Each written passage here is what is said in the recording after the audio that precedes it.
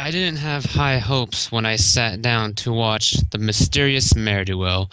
All my herd buddies were telling me how poopy it was, and even Digibrony was telling everyone how horrible it was. So it's no mystery that I was surprised when I saw this episode do well.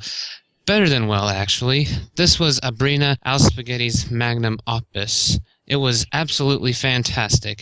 Everything about this episode was perfection, and I didn't get why people say Rainbow Dash was acting seriously out of character. If anything, she was acting more in character than any other episode. Also, can we stop and appreciate the RD fan club? Not only does this mean Best Pony gets her own fan club, but a tomboy character gets her own fan club? This is awesome on multiple levels. There are multiple other things that I love about this episode, but I thought I might as well finish with the best part.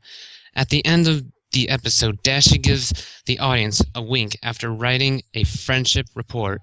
Abrina Alspaghetti is a major fan of horror films, so this was obviously a reference to the end of Freddy vs. Jason 1, where Freddy decapitated head gives the audience a wink.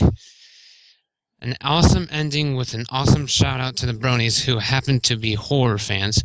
Thanks for watching my first analysis video, and I'll make sure to make many more. Brony on, friends.